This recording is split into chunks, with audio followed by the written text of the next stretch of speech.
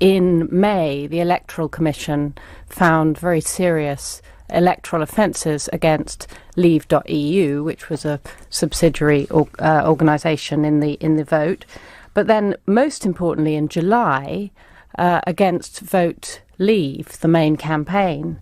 And it found that Vote Leave had committed very serious electoral offences and imposed maximum fine levels and referred them to the Metropolitan Police. And then in October, there was a judgment in the Divisional Court that found that the Electoral Commission had also given incorrect advice on what could be spent. And the result of that is that effectively Vote Leave spent about $500,000 more than it was entitled to spend. And it spent that money in the last week of the campaign on AIQ and Facebook ads. Now, the referendum was, of course, advisory. So the question then was, what was Theresa May going to do with that advice? And she was absolutely sure that the result was the democratic will of the people. So she's behaved as if it were binding. She's exactly. But it's not a legal nicety to point out that it isn't. Well, first, it's not binding, but secondly, she's treated it as binding. Yes. And the crucial point was that had it been binding, it would have been voided by way of some statutory mechanism or under the common law. So just, this is the point.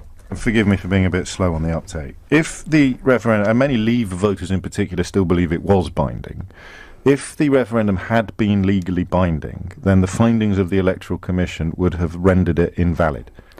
Well, you would have expected Parliament to have legislated for a process whereby it would have been rendered invalid. But because if it's been corruptly delivered, how on earth can we be held to it? But because it wasn't binding, we can be held to something that was corruptly delivered. Exactly. Well, our argument... I've only been back on holiday for 53 minutes and my head's spinning already. Well, our argument was that actually under the common law, forget statute, under the common law, the concept of democratic has a very clear meaning, and it means legal, i.e. if you cheat, it's not democratic and you've got to do it again. And that's mirrored in the Venice Commission and international law. So international law has effectively adopted the common law and said if there's mass cheating, which there was, then the result will be voided. So that's fascinating because, of course, the will of the people is meaningless if the people were victims of corrupt practices or lied to. Exactly. And the right to vote is not a right to tick a box. It's a right to tick a box in a legal process. Because obviously ticking a box in a process that involves massive cheating is not worth doing. So what we were saying was, well, Prime Minister, you acting reasonably cannot simply ignore this. You've got to respond in some way. You've got to at least acknowledge this has happened and do something about it, either take it to another vote, extend time, put it to Parliament, have a public inquiry. What you can't do is simply say, I don't want to know about this. This didn't happen. And that was effectively our argument, and that was dismissed. So the court essentially found that the Prime Minister is not obliged to take account of the mounting evidence that casts doubt on the legitimacy of the referendum. Well, it's slightly worse than that, I'm afraid. It's slightly worse than that because the High Court actually found that we were too late. We were out of time. Yes.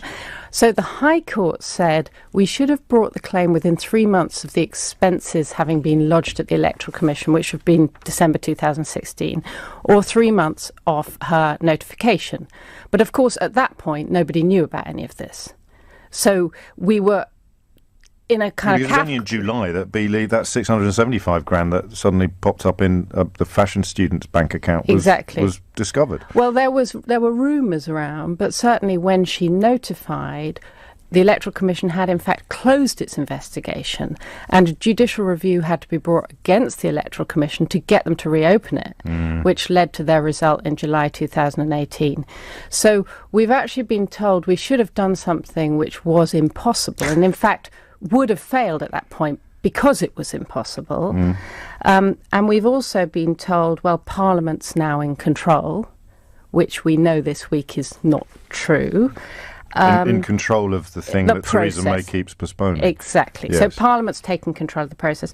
And we've also been told that administrative convenience requires that this sort of be let go of. And as I said to the court, it is difficult to see how it is administratively convenient to treat an unlawful referendum as lawful.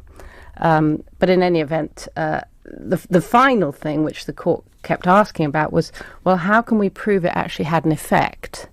And the law is clear that you don't have to prove it, because of course you can't. If someone cheats in a bicycle, in a Tour de France, you can't actually prove that they wouldn't have have won if they hadn't taken those drugs. Sure. And this is where Emily Thornberry, sitting in this chair last week, somewhat disingenuously was arguing that nobody thinks that they were influenced by the AIQ. Yeah. So that it plays into that narrative, albeit not in legal terms, but in rhetorical terms. And we were arguing that it wasn't just the Electoral Commission's findings, it was also the ICO finding Leave.eu 120 grand, the DCMS findings, the AIQ Mueller investigation, which everything. The Canadian Parliament has done astonishing work doing, but ours, despite the best efforts of Damien Green, remains curiously quiet. And we still don't know where the 8 million quid that Aaron Banks spent came from, No, well, that's being investigated by the National Crime Agency, and they won't give us any information as to where they've reached. So we wrote to both. I understand that. You do as well, presumably, because it's an ongoing investigation, and they don't want to kind of let any... I understand that, but there is real concern about the delay because the Met has had this information since July 2018, and the NCA slightly later, although the Leave.eu was referred in May 2018. So there is concern about the delay because Brexit, 29 March 2019. Yes, 2 weeks after the meaningful vote. Yeah.